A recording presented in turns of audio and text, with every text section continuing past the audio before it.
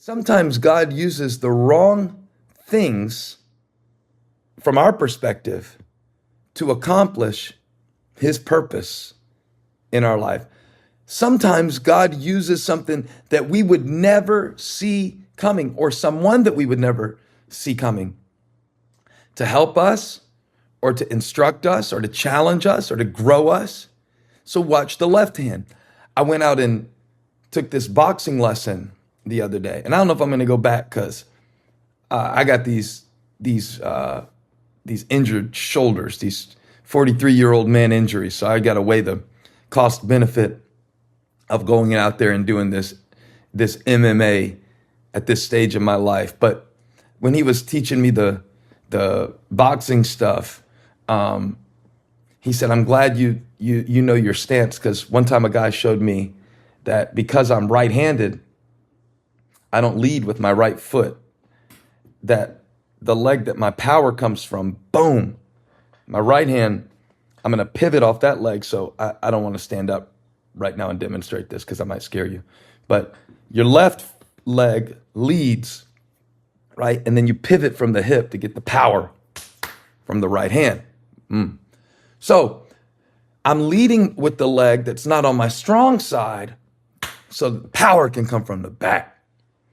Now, I probably need to take another boxing lesson or two before I start teaching this principle publicly. But between me and you, I think that is in itself kind of a metaphor for the fact that sometimes God will lead with something that looks like weakness, left leg, weak side, because the power is in the pivot, so that his power, watch this, his right hand can do the work. God sent a left-handed deliverer, and I don't know the percentages, but there are less left-handed people. And particularly in the military, some commentators say that it was unusual for a left-handed marksman or a left-handed archer or a left-handed slinger to be promoted in the ranks, the right-handed people. But first, well, we're going to see all through the book of Judges, as I come back to these devotions while we're doing our personal family reading from the book of Judges, we're going to see over and over again, hey, sometimes God is going to do something and he's going to lead with the left. He's going to lead with the thing that we don't expect. And many times in your life, you are diminishing what makes you different, and destiny is sometimes in your difference. You are comparing yourself so much to others who you think, oh, they're the right person. They do it the right way. They got the right stuff. The new kids on the block weren't the only ones singing about you got the right stuff. We all look at somebody else. Well, she got the right stuff. He's got the right stuff. I guess God can use them. Look how smart they are. Wow. I guess God can use them. Look how charismatic they are. I guess God can use them. Look what all their parents taught them. Look what they inherited. Stop talking about that. And look in the left hand. What do you have that is uniquely you, that God can use for his purpose? Isaiah said, I am like an arrow. My mouth is like an arrow that God has hidden. It is hidden because it is significant. You are hidden because you are significant. Really important things you put away where thieves can't break in and steal, right? God has things locked inside of you. He's locked them because they are valuable. He has locked the treasure, the resource of your contribution, of your spiritual gift, of your acts of service. And when the time is right, he's going to bring you forth and use you. And so the idea that he locked the door, what's the significance of him locking the door? And it says in a later verse that they found the key and unlocked the door where the king was sitting there dead with his gut spilling out. I'll leave that to your imagination. I could get real graphic here, and as the entrails spilled, no. And they found the blade that had previously been on the thigh of the judge. No, I just leave it to the imagination. You can't unsee this, right? The fat closes all in over the blade. So now the blade is still hidden. Sucks the blade up in there. The weapon is hidden first on Ehud's thigh and then in Eglon's belly. Everything in the passage is hidden. But when they found the key, they unlocked the door. And that spoke to me about how the unlock for the nation of Israel after 18 years of chains of oppression, metaphorically speaking, not that they were physically in chains, although some of them were, but the captivity that was a part of this cycle was unlocked by a man with the left hand from the tribe of the right hand. And many times in my life, I have limited myself because I'm left-handed.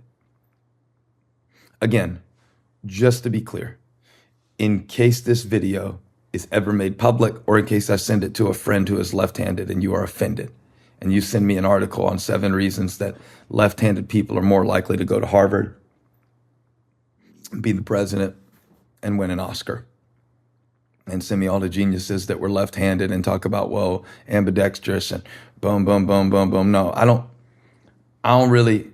Okay, well, send me the articles. I'm sure I'll find them interesting. And then I'll put those in the illustration too, because here there is a clear literary device that the author of Judges is saying, Benjamin, son of my right hand, Ehud, a judge that the Bible doesn't even say the Spirit came on, who was left-handed, had a secret meeting, and God used an 18-inch weapon, a left-handed man in a secret place to deliver a nation. I think there are secret weapons that you have that you sometimes don't recognize because you get discouraged, right? Isaiah goes on to say in Isaiah 49, verse 3, he said to me, you are my servant Israel, in whom I will display my splendor. Well, Isaiah comes long after the book of Judges, but when he says, you are my servant Israel, Isaiah is not just talking about himself, he's talking about the whole nation. And he's prophesying about Jesus, the Messiah. But in this case, watch what he says. I said, verse 4, I have labored in vain. I've spent my strength for nothing at all. Wow. I have spent my strength for nothing at all. Man, I'm doing everything I know to do, but I'm left-handed. I'm weak. And the next verse, it really hit home for me and brought this thing together. In verse 4, part B, he said, yet what is due me, because he's feeling like a little bit of self-pity. He's not seeing the results. He's not feeling like he's making a difference. The nation is not turning back. And in this particular instance, he's preaching and prophesying. But you might feel like that with the investments that you're making of your time. You might feel like that with the way that you're trying to create relationships. You may be in a season of feeling rejection. You may just feel like, man, I'm not getting any progress or any traction. I keep getting sick in my body over and over again, and I keep having to reset, and I can't move forward. I keep going back into, this old pattern, and it seems like it's all for nothing. Well, if you feel like that, and you've been saying things like that lately, I've spent my strength for nothing at all. You need this next part of the verse. Yet, verse 4b, Isaiah 49, yet what is due me is in the Lord's hand. Excuse me. It wasn't as powerful. I messed it up. Yet what is due me is in the Lord's hand, and my reward is with my God. What is due me, say this out loud, what is due me is in the Lord's hands. See, because I'm his servant. It's his purpose. It's his will. It's his word. It's his work. So God, get me out of self-pity. Oh, why does nobody appreciate me? Why don't they see and put the shine on me? Why is nobody thanking me? All of those things are natural to feel, but get this in your spirit. Yet what is due me is in the Lord's hand. Which one? Sometimes the left one. Sometimes God is going to bless you out of his left hand. Look for it in the left hand. Watch for the left hand. Watch for God to take somebody that you weren't even trying to impress or get to notice you and bring them over to help you with something that you needed help with. Watch for God point you to somebody who isn't looking for you. Let's don't just get in a selfish mindset. We got to think like servants of the Lord here.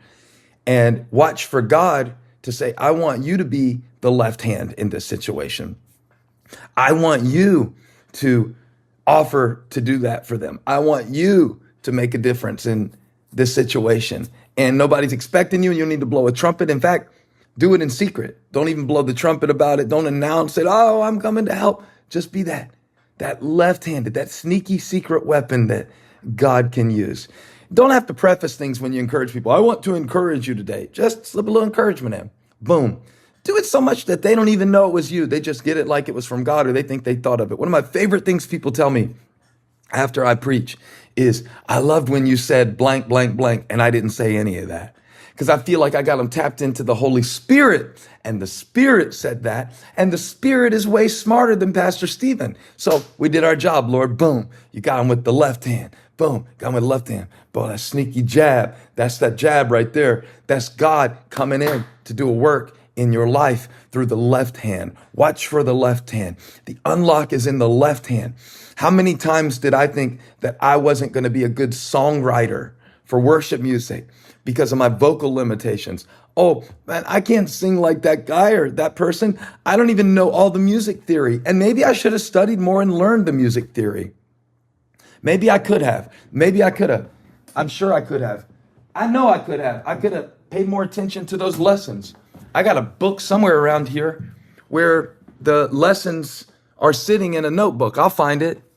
I don't want to distract myself right now, but it's a big, thick green binder where a guy named Daryl in St. Stephen's, South Carolina taught me. I'd go out there and drive to St. Stephen's every, Tuesday night? And my mom will give me the money to go pay. I'm 16 years old. She's still paying for my guitar lessons like she did when I was 10, but I wouldn't practice. So I know a little bit about a guitar. I probably know enough to say, if you just heard me go, boom, you'd be, oh man, he knows his stuff. Well, it wasn't that clean, but if we just sat here for a minute, you'd think I know, but my knowledge would run out. So, for years, when I was in a songwriting situation, I would think of myself as like the least musically knowledgeable person in the room. And I usually am. As far as theory, I only really can play this one instrument, and what I know about it is limited. But I have been able to work with great people who know things I don't know and bring the gift that I do have. As a musician, I have an instinct that's unique to me. I have a way of phrasing things. Like one creative put it, each personality is a prism, and the light shines through us differently than it will anybody else. So when I get in there and see myself as a prism, rather than putting myself in the prison of what I don't know, what I can't do, how much better they are, how much better they sound. No, sometimes the fact that I only know so many chords helps me do something simple.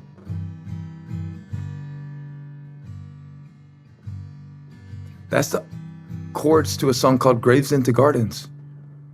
That song has gone around the world. It's been one of the most powerful songs that I've ever been a part of writing with the people I wrote it with. And I was just playing, this guitar's out of tune, by the way, the simplest riff you can imagine with my left hand. So you can't see the right hand. The right hand is strumming down here, but the left hand is fretting.